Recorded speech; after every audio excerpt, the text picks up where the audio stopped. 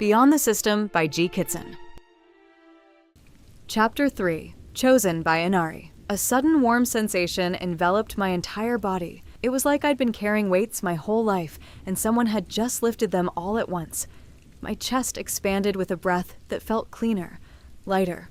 My blood hummed with energy, every nerve buzzing with renewal. I blinked down at my hands, flexing my fingers. The faint scars from childhood scrapes and accidents, the ones I'd had since this life began, were gone.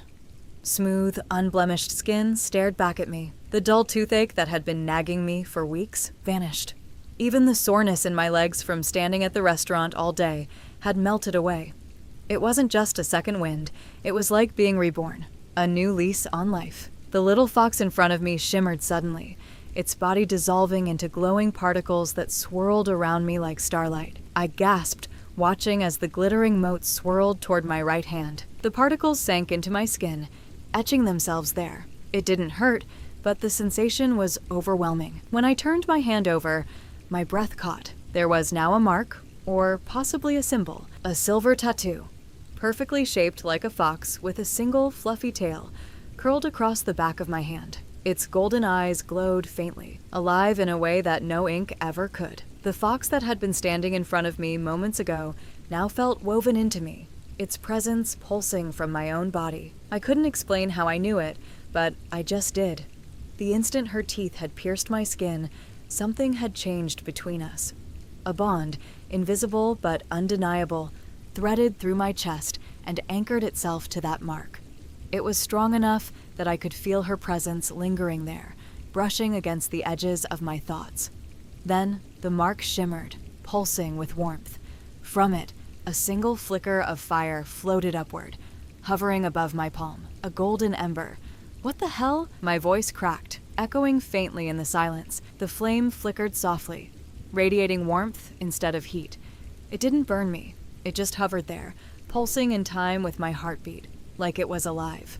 Before I could even begin to process it, a sound drifted across the void, a giggle, high and lilting, but layered with something deeper, like it reverberated not in the air, but in my soul. Every hair on my body stood on end, and I snapped my head toward the direction it came from. The darkness shifted. Golden eyes appeared once more, larger this time, far larger. They held the same slitted pupils as the little fox before, but there was nothing playful in them now. This was the gaze of a true predator, ancient and overwhelming, with something almost divine about it.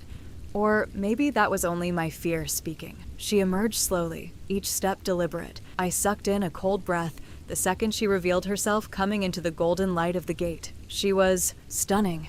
Over 6 feet tall, her presence was overwhelming even before she reached me. Her silver fur gleamed faintly, brushing down her arms and thighs before fading into flawless skin. Her body was draped in garments that could only be described as divine.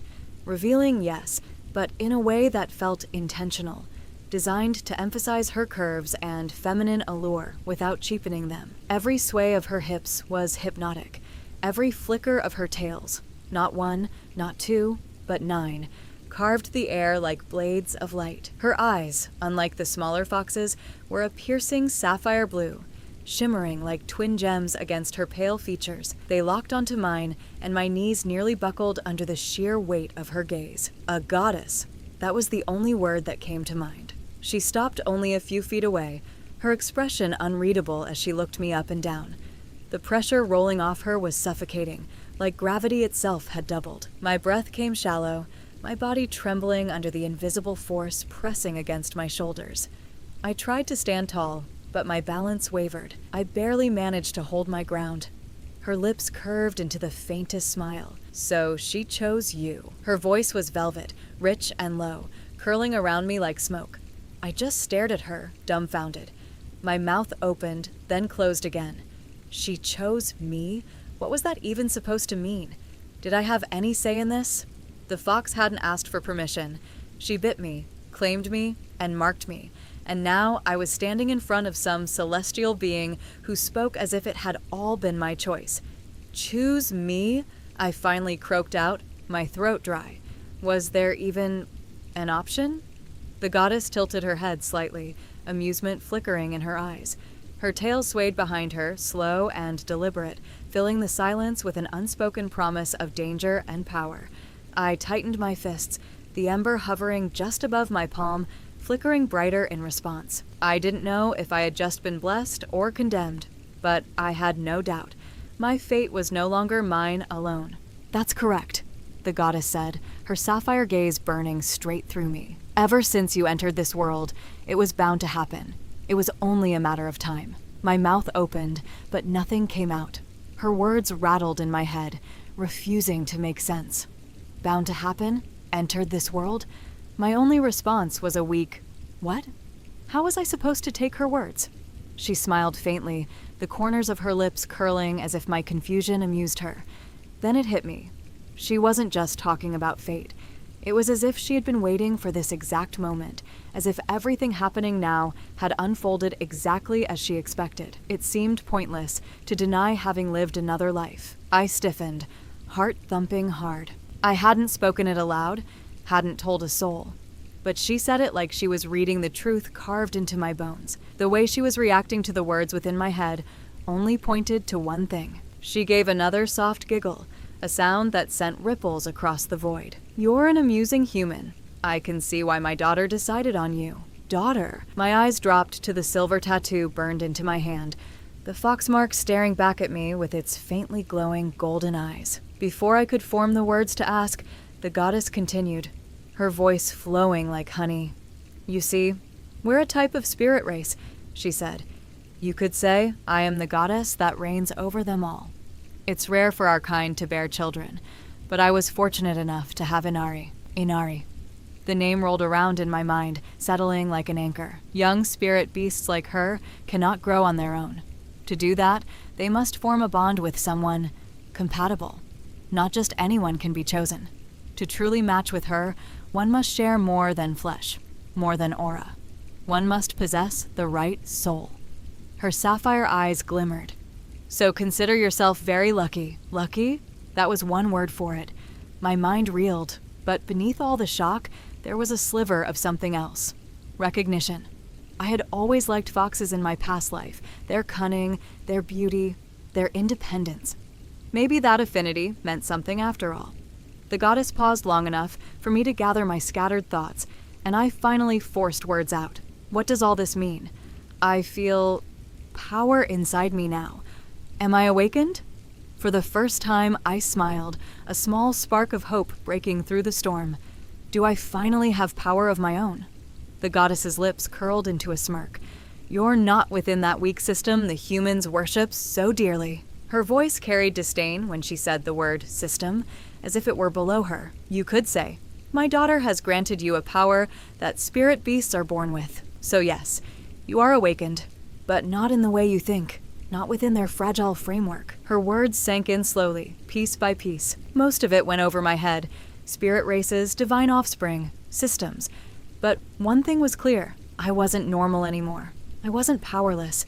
My current fate could be changed. My throat tightened with excitement and disbelief, all tangled together. I really am awakened. The goddess tilted her head, watching me with faint amusement, as though my joy were a child's glee over a simple toy. Still, she didn't correct me.